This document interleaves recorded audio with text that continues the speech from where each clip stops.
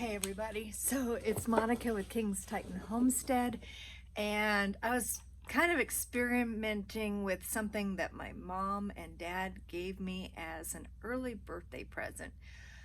Haven't figured it out yet. Electronics and I, we just don't get along that well. So really cool tripod, and then this little thing that swivels 360 degrees that has also a remote control. And it's not working. Maybe my batteries are dead or something. But no matter, I'm gonna have to look it up, try to troubleshoot what's going on. So yeah, there's that. So what am I doing today is I'm kind of like looking through and cleaning. We talked about the adventure or experiences that we're trying to create. So we can put on little tours or whatever of our collections. And so one of the items, some of the items that have to go downstairs to the collection area, I'm going to show you today. So I emptied this shelf off so far because everything on this shelf I pretty much put up for sale. The first location that these items are available is going to be on Macari. It's just so easy for me to use. I don't know if you've ever used that app or not, that selling app. It is simple, and I need simple, and simple works great. So I've been using Macari. So that's the first location they'll be at, and then they'll probably get moved to OfferUp or something, and then in the end I'll put the good items, the stuff that I really don't want to blow out kind of thing, onto our website, prehistoriccollector.com, and the other items I'll probably take to some farmers markets, flea markets, that kind of thing, just to move them faster. With that said, what all do I have here? One of the very unique pieces is a San Juan Pueblo scalloped rim. She's really dirty. She's dusty. I'm kind of like giving her a dusting while I'm working with her. So the approximate date on this pot of production from the San Juan Pueblo was around 1900, and it's basically the shape that makes us believe that, the quality of the manufacture. And this was actually from a very old auction house called the Arizona Auctioneers, and I don't exactly know when it was purchased, but probably around the 1960s, 1970s, because that's the collection that we had gotten it out of. With that said, yeah, I like the old stickers too. We keep all the old tags and everything with them for collection information. So this is a very unique piece. The reason why we decided to keep this one for our collection is because of the size. It gives us the shape of the large oyas or large pots in a small one, so that we can, space is valuable. So this one is definitely going to go down into the collection, and will be available for viewing. San Juan Pueblo, circa 1900.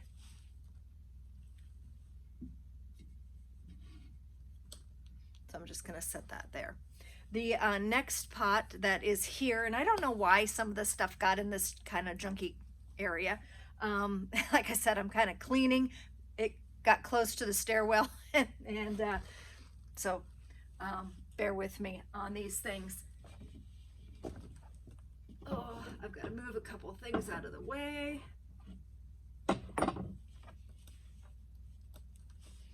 Okay, this one Dan and I found at a Native American art show in Santa Fe. Santa Fe. No, Albuquerque. It was in Albuquerque. Um, and basically why we thought it was unique, even though it's really a clunker, like really not a well-made pot, maybe by a beginning potter or something like that. This is made by the Zuni Pueblo. And one of the reasons why we really, really like it, we're more into, you know, pieces that we're not art collectors. We are more of an you know, like we appreciate use. And so this has been well, you've got chips in it and everything, but this Zuni pot has the heartline deer. But what's really cool is that it's only a bichrome. And so what does that mean? It means it's only 2 colors, which is actually pretty rare. You don't really see that. Usually the Zuni pots have 3 colors to it. And so this is about in that same time period, 1900s to probably around 1920 or so. So this is a couple of the pieces in our historic collection. We don't have a whole lot of the historics. We're working on that in that area, but the first thing we're working with the older pieces first. But these are a couple pieces that kind of just stood out and said, "Keep me." And so, you know, like I said, we don't mind damage. We think this tells a story, and that this is just a very unique piece. And of course, we love deer too. So, yeah, Zuni Pueblo bichrome, heartline deer.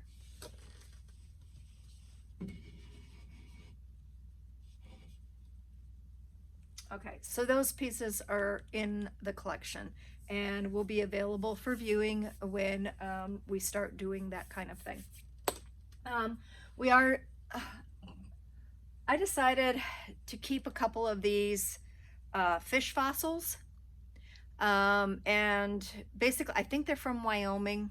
I have all the notes that I need, but they're not with them for some odd reason. They probably got filed somewhere. I do need to find them, but these fish fossils kind of like already like tiles, and so I'm probably for now going to keep them because our plans are possibly to make some like Airbnb or bed and breakfast type locations, and I might incorporate these into some of the design work that I do in those locations, because they're going to be extremely unique, and those are things that I'll be sharing on our YouTube videos. Excuse me.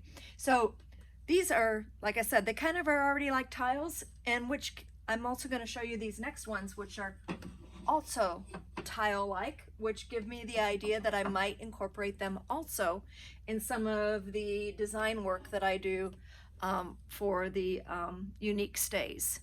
And that is basically, if you can see these are dendrites. And they're also just extremely unique, and I plan on incorporating these too as well. So probably keeping these for now. We do have, I think, for some for sale. I'm not sure where they are. I'm not sure if they're on Macari or if they're just on our website, but there are some dendrites available for sale. And then the other things that we have that are going into our fossil collection downstairs, they're not that great. People that are fossil collectors are probably looking at this stuff going, "Ooh, that's really low-end things." But you know, for kids to see and things like that, and right now with you know, money's tight, so we don't have a whole lot of high-end fossils. Our focus is pretty much Native American art and pottery, but these are called brachiopods, and as you can tell, they're just really unique fossils, and these are from Arizona. So, you know, I believe they date to the Kaibab Formation. We purchased them in northern Arizona, and so these are going to go into, again, the collection, and will be available for viewing.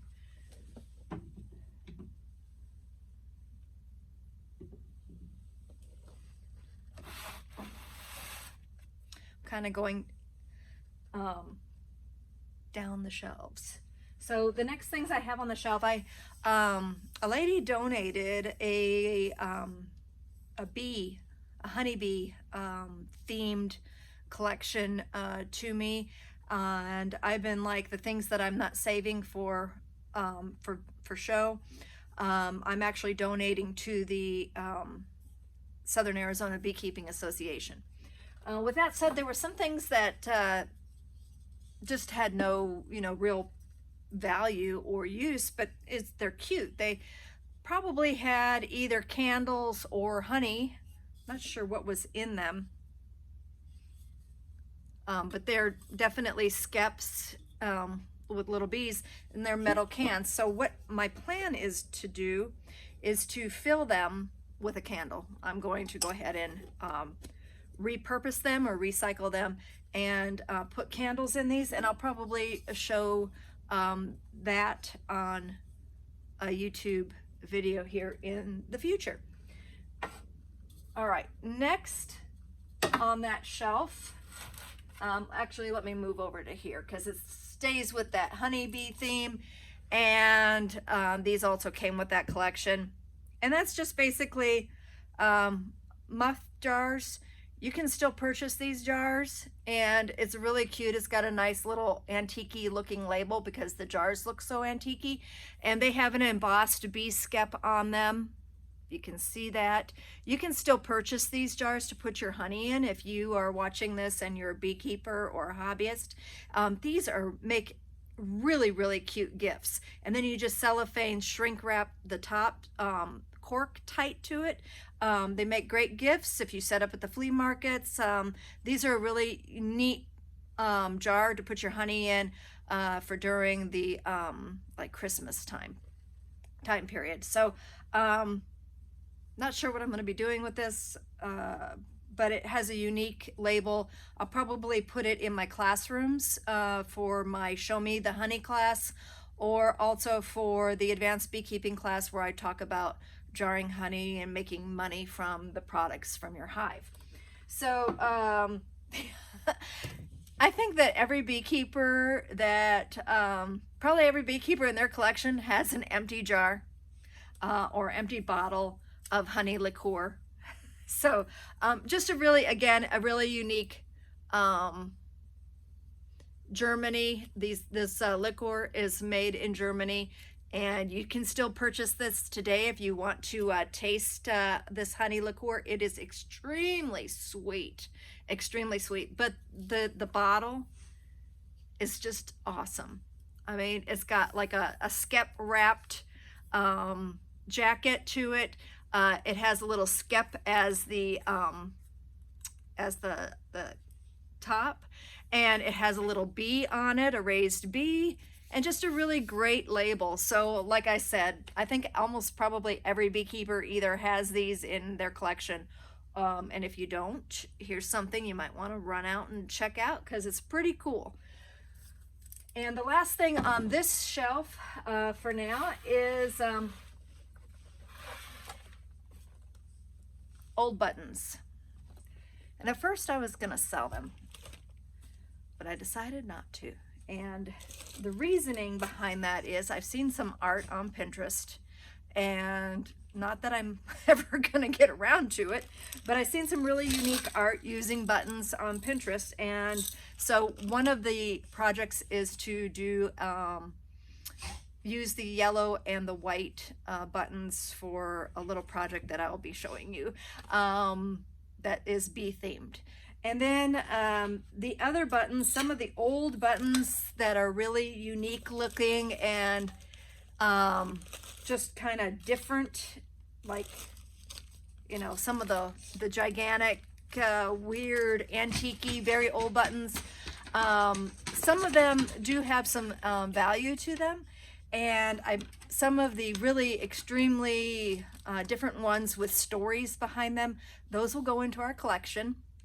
And the others I'm going to actually put around a picture of my grandmother.